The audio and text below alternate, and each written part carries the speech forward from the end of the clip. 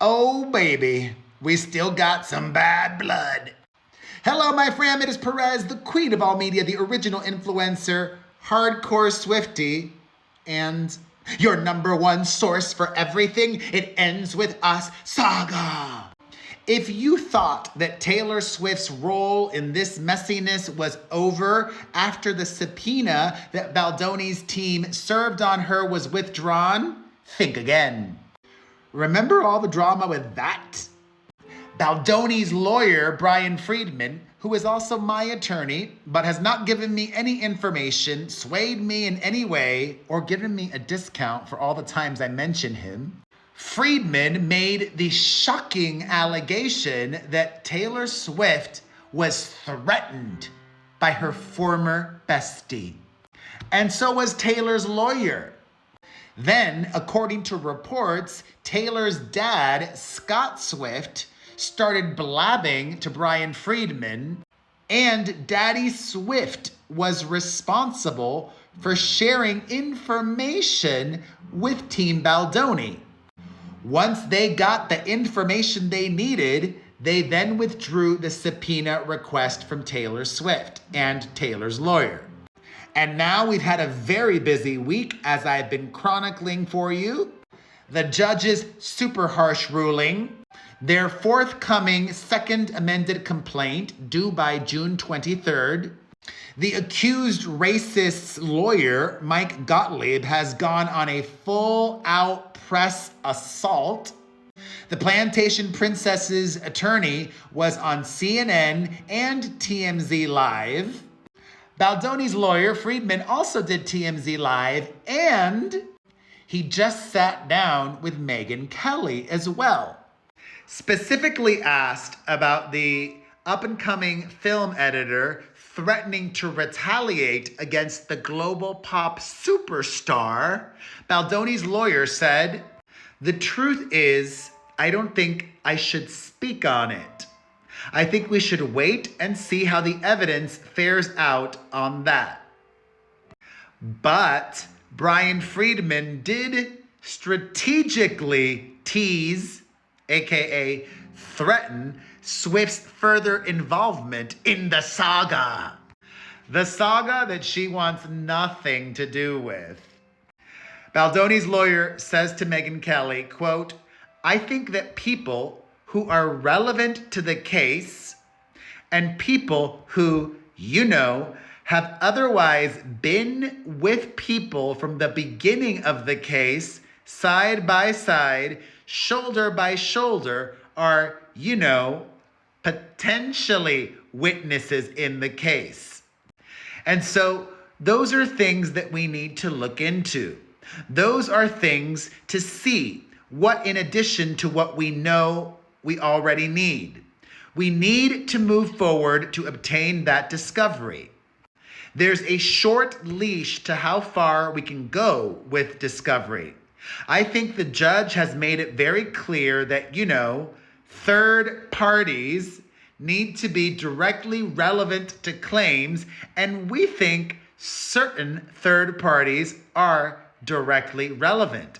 But it's just whether or not you need that evidence in addition to what you already have. Well, in the basement manager's own words, Taylor Swift was shoulder to shoulder with her in the making and pre-production and every aspect of the movie. So, by Baldoni's lawyer's own admission, she would be a relevant witness, and we could potentially see her on the stand. There is power to that threat. Taylor Swift does not want to be on the witness stand.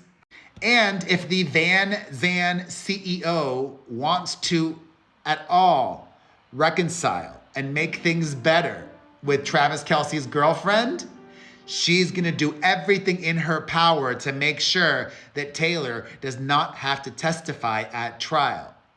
Because both sides have said this is moving ahead and it will go to trial. Justice for Justin! Speaking of justice, of the judge's ruling earlier this week and how the still laying low Justin Baldoni responded, his lawyer tells Megyn Kelly, quote, "I think that injustice is a word I think can best describe it. A lack of understanding. If she said these things about me that were untrue, how come I don't have a legal redress in terms of defamation? 'Cause of legalities, technicalities."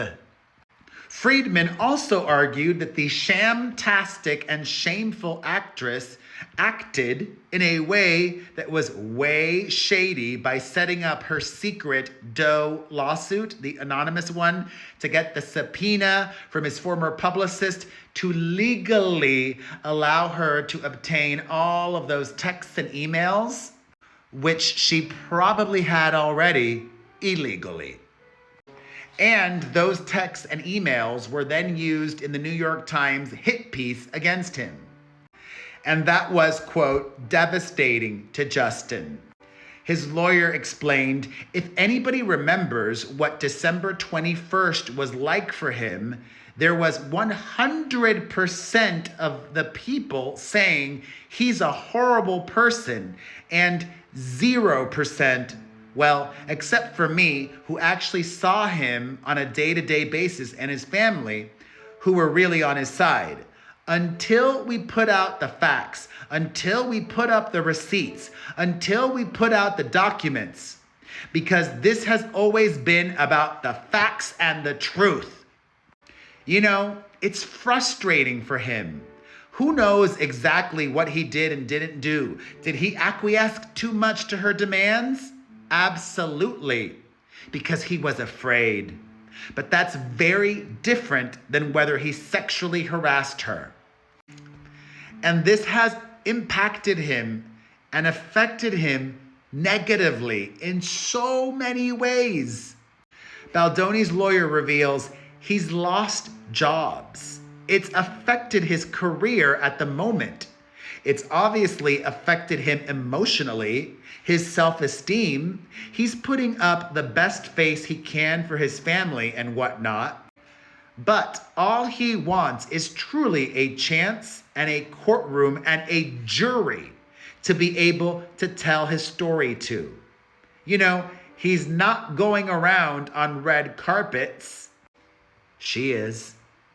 He's not going around, with interviews. He's not going around on some victory tour, even when she dropped her emotional distress claims. He could have. Remember, she was not going to share her medical information, which is standard in claims of emotional distress. Putting Ryan Cryan's wife, who he suggested may have a narcissism quality to her personality, on blast for her public outings, Friedman quipped, quote, "They have an interesting ability to go on victory tours, whether they win or lose, so it doesn't even matter. I could see her losing in the case and going on a victory tour. Perez Adamas can as well. But that's what we're dealing with," Friedman continues. "When people show you who they are, believe them." I love a good Maya Angelou quote. While the judge did drop some of his claims, Baldoni's attorney says that he still has significant claims left. But, he adds, nothing is as significant as taking her deposition, going through that process, getting the witness testimony and the witnesses deposed, and going into the courtroom and showing the truth to show that there was no sexual harassment. Nothing is more important than that. And I will absolutely be covering every development each and every step of the way, because I am Perez, the queen of all media, the original influencer, and your number one source for everything It Ends With Us saga. So, do you think Taylor Swift should be called to the witness stand when this goes to trial? Let's discuss that and everything Baldoni's lawyer said in the comment section.